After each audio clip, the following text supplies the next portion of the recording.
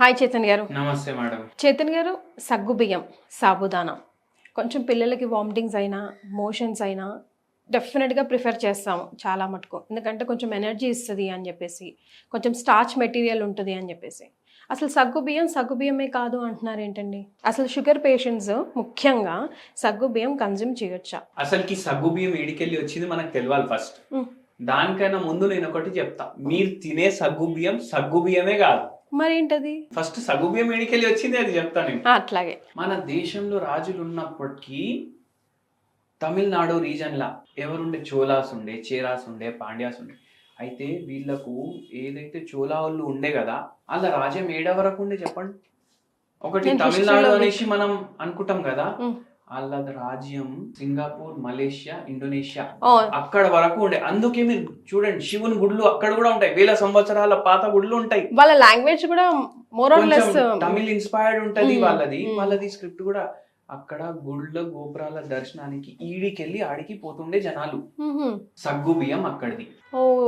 అయితే మనోళ్ళు అక్కడ దేవుడికి నైవేద్యం లాగా పెట్టుండే వాళ్ళు. అయితే అక్కడికెళ్ళి ఇక్కడికి వచ్చింది. అయితే దాని తర్వాత ఈ పోర్చుగీస్, బ్రిటిష్ వీళ్ళందరూ వచ్చి మన దేశం పైన రాజ్యం చేసిరు కదా. సౌత్ అమెరికాలో ఇంకోటి చెట్టు వస్తది, ఆ చెట్టులకెళ్ళి టాపియోకా అనేసి వస్తువు వస్తది. ఓకే, అది సగ్గుబియ్యం లాగా కనిపిస్తది.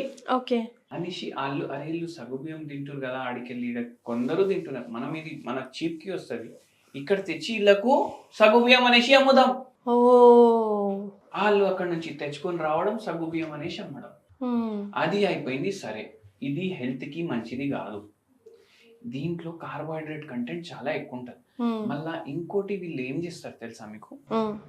మీ కిచెన్ కి ఇప్పుడు వెళ్ళండి, మీ కిచెన్ లో ఏదైతే వస్తువు మీరు తింటారు కదా, అన్ని వస్తువులు ఉంటాయి కదా, మసాలాలు ఉంటాయి, ఏదేదో ఉంటాయి కదా, అన్నిటికన్నా వైట్ ఏది కనిపిస్తుంది? సాల్ట్, షుగర్, మైదా. ఇప్పుడు ఈ 3 ఫుడ్లు మనం చెప్పినాం కదా, ఇవి 3 ప్రాసెస్డ్ ఫుడ్ లా కాదా? ప్రాసెస్డ్ ఫుడ్లు అంటే ఏంది? ఎట్లా అయితే ఒరిజినల్ ఉంటది దానికి చేంజ్ చేసేస్తారు.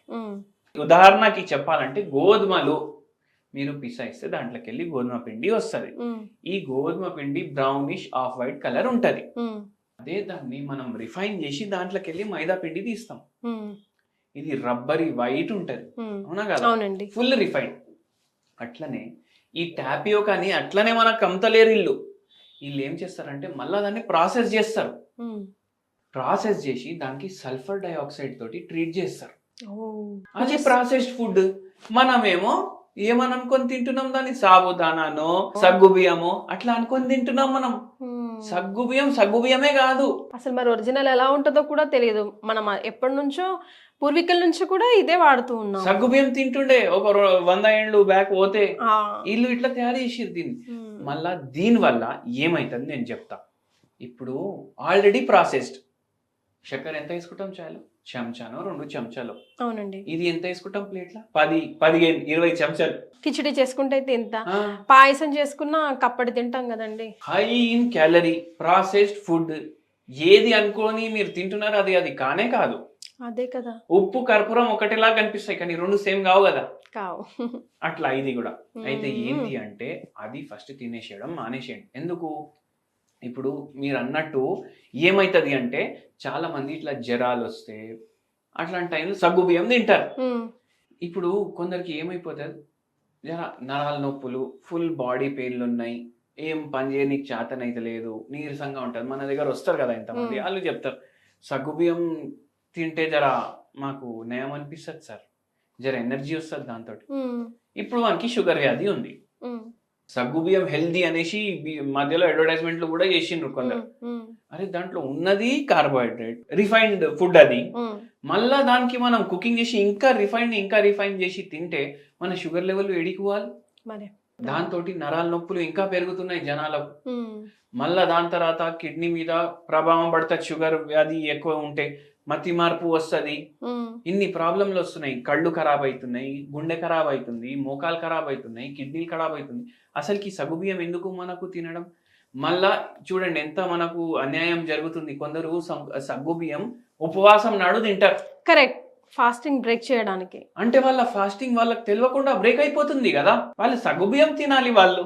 అదే ఒరిజినల్ కాదు మనకు తెలియకుండా. మనకు తెలియకుండా మనం టాపియోగా తింటున్నాం. అవునండి. ఇప్పుడు ఇట్లా చేసినందుకు చేసేటోళ్ళకు ఎంత పాపం తగులుతుంది. అవునండి. అవునా కదా.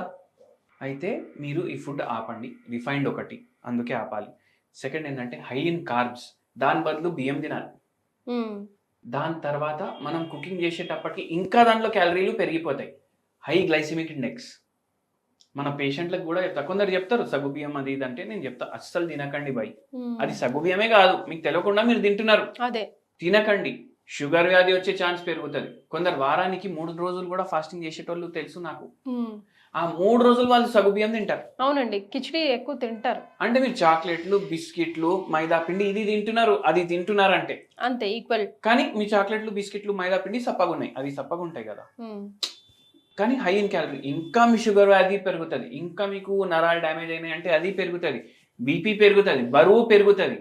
అండ్ మీరు ఉపవాసం చేస్తున్నారు ఎందుకు? మీరు దేవునికి ఆ రోజు అంకితం చేస్తున్నారు. ఇండైరెక్ట్ గా బాడీ కోసమే కదండి, బాడీ కోసం కూడా హెల్ప్ఫుల్. కానీ ఒక్కసారి సగ్గుబియ్యం తింటే 3 పూట తిండి తిన్నట్టు. వామ్మో.